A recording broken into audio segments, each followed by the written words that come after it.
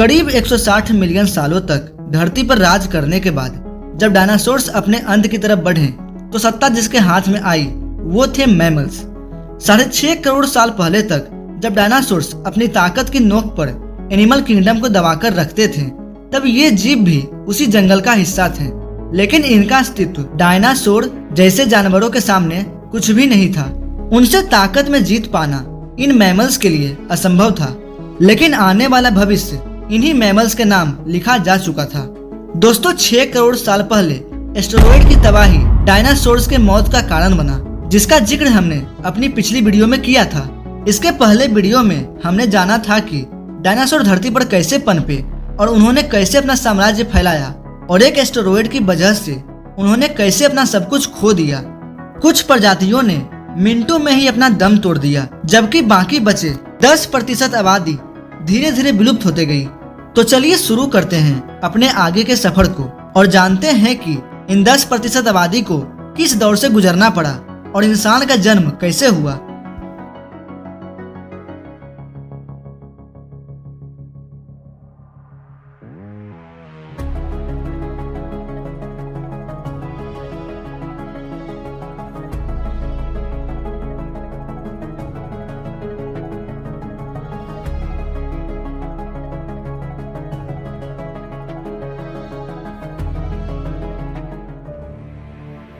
Dinosaur का अंत mammals के लिए वो अवसर था जो रेप्टाइल्स के खत्म होने पर डायनासोर को मिला था। यानी कि सीधी भाषा में कहें तो जंगल पर अब अपनी ताकत स्थापित करने का मौका आ गया था। जंगल की दुनिया में मैमल्स वो प्रजाति थी जो डायनासोर के समय से ही अस्तित्व में थी। आकार में छोटे होने की वजह से ये जीव आज के मौजूद चूहे जैसे थे। देखा जाए तो ये मैमल्स की शुरुआत इसी तरीके से हुई थी। इस स्तनधारी जीव ने खुद को परिस्थितियों में ढालकर रहना सीख लिया था। फिर जब एस्टेरॉयड के टकराने से महाविनाश का सिलसिला शुरू हुआ तो इन्होंने भी अपने कई साथियों को खोया, लेकिन यह अपने स्पीशीज को बचाने में कामयाब रहे। इस महाविनाश के कारण पैदा हुई गर्मी से बचने के लिए मैमल्स ने जमीन के नीचे रहना शुरू कर दिया। चूहों को साइज में छोटा होने का फायदा मिला, जबकि डायनासोर्स का आकार ही उनका सबसे बड़ा दुश्मन बन गया। जमीन के नीचे रहते हुए मैमल्स को गर्मी से राहत मिली और भोजन के रूप में उन्होंने हर तरह के कीड़ों को अपना भोजन बनाया। और वहीं बात करें ऊपरी सतह की तो वहां हो रहे वातावरण के बदलाव मौजूद जानवरों को तिल तिल करके मार रही थी। एस्टेरॉयड के टकराने से उत्पन्न हुई गर्मी और धूल की बादलों ने पृथ्वी के वातावरण को पूरी तरीके से ढक लिया। अब धरती पर सूरज की रोशनी भी नहीं पहुंच पा रही थी, लेकिन सतह पर मौजूद हीट की वजह से बहुत सारे जानवर मारे जा चुके थे। कई सालों तक जब ये सिलसिला जारी रहा तो कई पेड़ पौधे पूरी तरीके से नष्ट हो गए और प्रकृति का बनाया इकोसिस्टम पूरी तरीके से हिल गया। सूरज की रोशनी ना मिल पाने के कारण धीरे धीरे पृथ्वी ठंडी होती चली गई। लेकिन अब तक डायनासोर की आबादी धरती से पूरी तरीके से विलुप्त हो चुकी थी। बचे थे तो केवल 5% जानवर, जिनमें ज्यादातर मैमल्स के परिवार से संबंध रखते थे। महाप्रलय के प्रभाव के थम जाने के बाद धूल के बादलों ने कम होना शुरू किया। धरती पर एक बार फिर से वातावरण सामान्य होने लगा। पृथ्वी पर इकोसिस्टम फिर से अपने पुराने फेज में आना शुरू हुआ। इस दौर में मैमल्स की प्रजाति केवल 5% तक ही सीमित थी, लेकिन एडेप्टिव रेडिएशन के चलते ये मैमल्स इवॉल्व होना शुरू हो गए और इनमें से कई नए प्रजातियों ने जन्म लेना शुरू कर दिया। और इस प्रक्रिया में लगभग 5.5 करोड़ साल पहले बंदरों ने जन्म लिया।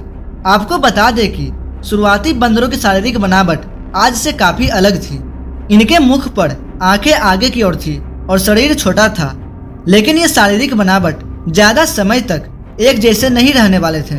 इस टाइम पीरियड में इनके सिर में एक अहम बदलाव हुआ, जिसकी वजह से इनके स्पाइनल कॉर्ड में भी बदलाव आ गया और ये 4 पैरों के बजाय 2 पैरों पर खड़ा होना सीख गए। खैर, प्राइमेट्स के अलावा एवोल्यूशन धरती पर मौजूद पेड़ पौधों और वातावरण में भी हो रहा था।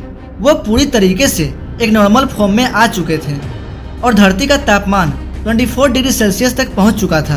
करीब 4.5 करोड़ साल पहले बदलाव के कारण ही हमारे दिन 24 घंटे के हो गए। इसके साथ ही हमारे टेक्टोनिक प्लेट्स में भी हलचल हुई। अब तक हमारे सभी द्वीप अपनी अपनी स्थिति पर थे, केवल एक और नई संरचना का होना बाकी था, जिसके तहत 2 बड़े महाद्वीप अपनी जगह से खिसक कर एक दूसरे के करीब आ गए। ये वही द्वीप थे जिन्हें आज हम भारत के नाम से जानते हैं। भारत ने अफ्रीका से अलग होकर एशिया तक पहुंचने में कई लाखों करोड़ों साल लगाए। ऐसे में जब ये टेक्टोनिक प्लेट्स एशिया में जाके मिले तो हिमालयंस का निर्माण हुआ। इस निर्माण में कई ऐसी श्रृंखला विकसित हुई जिसके चलते उत्तर में भारत की भौगोलिक स्थिति बदल गई। इसके साथ ही मौसम के पैटर्न में भी भारी बदलाव आया। इस टकराव के चलते दुनिया के सबसे बड़े माउंटेन माउंट एवरेस्ट का भी निर्माण हुआ और इसके निर्माण के साथ ही ये तय हो गया था कि आने वाले भविष्य में भारत में कई बड़ी नदियों का भी निर्माण होने वाला है, जो इस पूरे द्वीप के फॉर्मेशन को काफी हद तक बदलने वाला था। जहां एक तरफ धरती के हर द्वीप में विकास शुरू हो चुका था, वहीं दूसरी तरफ एवोल्यूशन की होड़ में जानवर भी अपने आप को काफी हद तक बदल रहे थे। द्वीप को अपने मौजूदा स्थिति में पहुंचने पर जंगलों में भारी गिरावट आ रही थी और मुख्य रूप से ग्रास लैंड का निर्माण हो रहा था।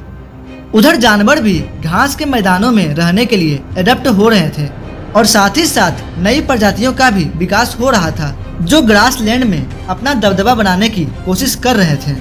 पुराने मैमल्स में भले ही दूसरे जानवरों को मारकर खाने की क्षमता नहीं थी, लेकिन अब विकसित मैमल्स ने दूसरे जानवरों का शिकार करके उन्हें मार गिराने की ताकत विकसित कर ली थी और वो दूसरे जानवरों पर अपना दबदबा बनाने में कामयाब हो रहे थे। अब जंगल में मैमल्स की वही स्थिति थी जो कभी धरती पर राज करने वाले डायनासोर की हुआ करती थी। लगभग 1 करोड़ साल पहले धरती अपने उस स्वरूप में आ चुकी थी जैसा कि वो आज हमें दिखाई देती है। वातावरण से लेकर पेड़ पौधे तक सब कुछ फुल्ली इवॉल्व हो चुके थे। कहने को तो धरती पर सब कुछ था, लेकिन अब भी एक प्रजाति थी जो धरती से गायब थी और वो प्रजाति आने वाले भविष्य में पृथ्वी का इतिहास बदलने वाली थी। जी हाँ, ये प्रजाति थी इंसानों की। लगभग 40 साल पहले पृथ्वी पर फिर एक बड़ी हलचल हुई और अफ्रीका द्वीप के पूर्वी इलाके में एक नई माउंटेन रेंज पर, जिसे आगे चलकर ईस्ट अफ्रीकन से नाम से जाना गया, इस पर्वत श्रृंखला का निर्माण हुआ। निर्माण से केवल भौगोलिक स्थिति में बदलाव नहीं आया, बल्कि मौसमी हवा भी बदल गई। वहां मौजूद जंगल में हवा का प्रवाह कम हो गया, जिससे मौसमी हवा वहां नहीं पहुंच पाई और नमी के कारण जंगलों ने सूखना शुरू कर दिया।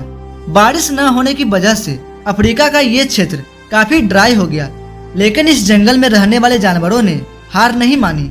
अफ्रीका के इसी क्षेत्र में रहते थे पिरोलइपिथिकस, जो आगे चलकर हमारे पूर्वज कहलाएं।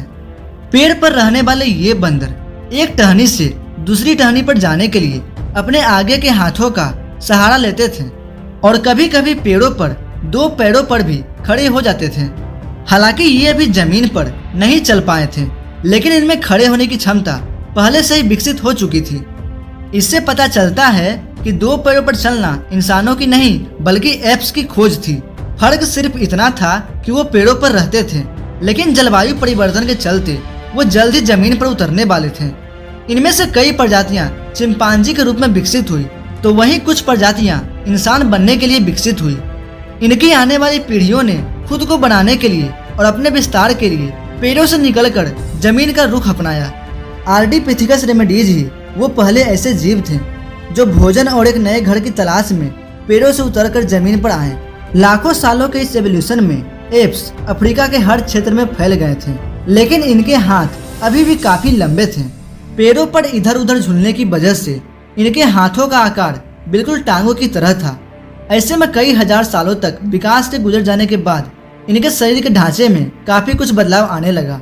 अब ये 2 पैरों पर बेहतर तरीके से चल सकते थे और ज्यादा से ज्यादा एनर्जी बचा सकते थे। ऐसे में ये ज्यादा दूर तक नजर रख सकते थे, अपने लिए भोजन खोज सकते थे और हाथों की मदद से उन्हें खा भी सकते थे। समय के साथ साथ विकास की यह प्रक्रिया भी चलती रही, जिससे एप्स के शारीरिक ढांचे के साथ साथ उनके स्कल के बनावट में भी बदलाव होता गया। पहले जो सर आकार में छोटा था, अब वो बढ़ता गया। 23 लाख साल पहले होमो हेबिलिस वो पूर्वज थे जिनके दिमाग का आकार बढ़ गया। आकार बढ़ने की वजह से ये जान गए कि बुद्धि को किस तरह से अपने सर्वाइवल के लिए इस्तेमाल किया जा सकता है। बुद्धि का कमाल दिखाते हुए सबसे पहले हमारे पूर्वजों ने पत्थरों को हथियार के रूप में अपनाया। जैसे ही उनकी ये तरकीब काम में आई, वे जान गए थे कि पत्थर को कैसे हथियार के रूप में इस्तेमाल किया जा सकता है। जैसे जैसे ये जीव हथियार को इस्तेमाल में लाए, उनके हाथों की उंगलियां और अंगूठों को भी मजबूती मिलनी शुरू हो गई। अब ये जान गए थे कि हथियारों के इस्तेमाल से कैसे समूह में शिकार किया जा सकता है और अपनी भूख को शांत किया जा सकता है। आपको बता दें कि होमो इरेक्टस ही वो पहले पूर्वज थे जिन्होंने समूह में शिकार करना शुरू किया। साथ ही सबसे पहले इन्होंने आग की खोज कर मानव के भविष्य को ही बदल डाला। हम सब जानते हैं कि मानव इतिहास में आग की खोज सबसे बड़ी खोज थी। आग के चलते ही होमो इरेक्टस जल्द ही मांस को पकाकर खाना सीख गए। आग ने हमारे पूर्वजों को केवल ठंडी से सुरक्षा ही नहीं दी बल्कि दिमाग के इस्तेमाल के लिए उन्हें प्रोत्साहित भी किया। अगर आप सोच रहे हैं कि कैसे, तो आपको बता दें कि आग के इस्तेमाल से भोजन को चबाने में लगने वाली ऊर्जा कम हो गई। अब वो अपनी इस ऊर्जा को बुद्धि के विकास के लिए इस्तेमाल करने लगे, जिसकी वजह से आने वाली पीढ़ियां बड़े दिमाग के साथ पैदा हुई और एक बड़े दिमाग के साथ लगभग 2 लाख साल पहले इंसान अपने आज के रूप में विकसित हो गए। उनकी आवाज की नली भी अलग ढांचे में विकसित हो गई, जिसकी वजह से वो अलग तरह के आवाज निकाल सकते थे और अपने लोगों के साथ संचार कर सकते थे। एक बार आवाज विकसित करने के बाद अब इंसान अपनी बात को दूसरों तक पहुंचाने लगा और धीरे धीरे एक सामाजिक ढांचे में रहना सीख गए। हालांकि हम अपने आज के रूप में आ चुके थे, लेकिन कई आविष्कार अभी बाकी थे। अपने लिए और अपने समाज के लिए घर और नगर का निर्माण करना बाकी था। कहने को आज भले ही मनुष्य अपनी एडवांस स्टेट में है, लेकिन आज भी एवोल्यूशन जारी है। मनुष्य आज भी बदल रहा है और उसका एवोल्यूशन आज भी जारी है। पर अब इस पूरी एवोल्यूशन की प्रक्रिया को डिटेल में बताने लगा तो ये वीडियो काफी लंबी हो जाएगी, और अगर आप कहेंगे तो मैं इसका नेक्स्ट पार्ट भी जरूर बनाऊंगा। इसलिए अगर आपको इसका नेक्स्ट पार्ट चाहिए तो कमेंट में नेक्स्ट पार्ट जरूर लिखिएगा और मैं इसका नेक्स्ट पार्ट लाने की कोशिश करूंगा। और अगर आपको इस वीडियो से कुछ सीखने को मिला है तो इसे अपने दोस्तों और फैमिली को जरूर शेयर करें ताकि उन्हें भी कुछ सीखने को मिले। और तब तक के लिए मिलते हैं अगले शानदार वीडियो में। जय हिंद।